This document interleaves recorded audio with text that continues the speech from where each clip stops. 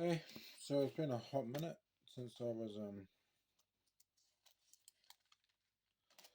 reading the Bible. I just got a little bit I don't know, just I thought it was getting quite hard, but I'm keen to keep going, so I'm gonna keep going. It's just I don't know if many Christians out there have like telepathic communications with anyone or hear the voice of God or anything, but I do, and it's often not very nice, and I'm pretty worried about it. But so I'll just keep reading the Bible, and hopefully I'll be able to finish it because I would like to read the whole thing. But anyway, um, yeah, if you've got a moment to just say a quick prayer for me, that'd be good, just for my being a better Christian and redemption and salvation and stuff. I'd appreciate that. But anyway, here we go. Leviticus 13. Regulations about defiling skin diseases. The Lord said to Moses and Aaron, when anyone has a swelling or a rash or a shiny spot on the skin that may be a defiling skin disease, they must be brought to Aaron the priest or to one of his sons who is a priest. The priest is to examine the sore on the skin, and if the hair on this and the sore has turned white and the sore appears to be more than skin deep, it is a defiling skin disease. When the priest examines that person, he shall pronounce him ceremonially unclean. If the shiny spot on the skin is white but does not appear to be more than skin deep, and the hair in it has not turned white, the priest is to isolate the affected person for 7 days. On the seventh day, the priest is to examine them. And if he sees that the sore is unchanged and has not spread in the skin, he is to isolate them for another 7 days. On the seventh day, the priest is to examine them again, and if the sore is faded and has not spread in the skin, the priest shall pronounce them clean. It is only a rash. They must wash their clothes and they will be clean. But if the rash does spread in their skin after they have shown themselves to the priest to be pronounced clean, they must appear before the priest again. The priest is to examine that person, and if the rash has spread in the skin, he shall pronounce them unclean. It is a defiling skin disease.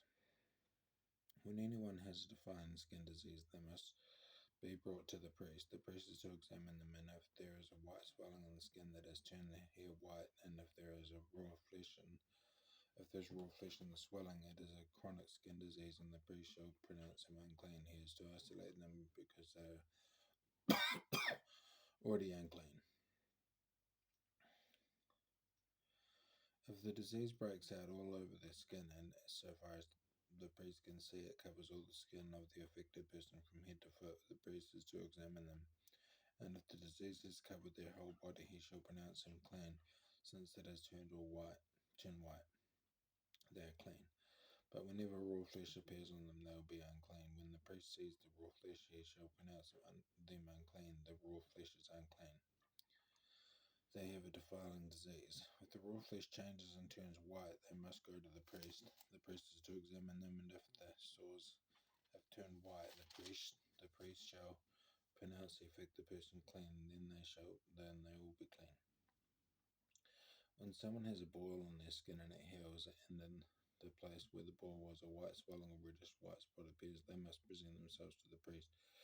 The priest is to examine it, and if it appears to be more than skin deep and the hair in it has turned white, the priest shall pronounce that person unclean. It is a defiling skin disease that is broken out where the boil was. But if when the priest examines it, there is no white hair in it, and it is not more than skin deep and has faded, then the priest is to isolate them for 7 days. If it is spreading in the skin, the priest shall pronounce him unclean. It is a defiling disease. But if the spot is unchanged and has not spread, it is only a scar from the boil, and the priest shall pronounce him clean. When someone has a burn on their skin, and a reddish white or white spot appears in the raw flesh of the burn, the priest is to examine the spot, and if the hair in it has turned white and it appears to be more than skin deep, it is a defiling disease that is broken out in the burn. The priest shall pronounce him unclean. It is a defiling skin disease. But if the priest examines it and there is no white hair in the spot, and that if it is not more than skin deep and is faded, then the priest is to isolate them for 7 days. On the seventh day, the priest is to examine that person, and if it is spreading in the skin, the priest shall pronounce him unclean. It is a defiling skin disease. If, however, the spot is unchanged and has not spread in the skin but has faded, it is swelling from the burn, and the priest shall pronounce him clean. It is only a scar from the burn. If a man or woman has a sore on their head or chin, the priest is to examine the sore, and if it appears to be more than skin deep and the hair is and it is yellow and thin, then the priest shall pronounce him unclean. It is a defiling skin disease on the head or chin.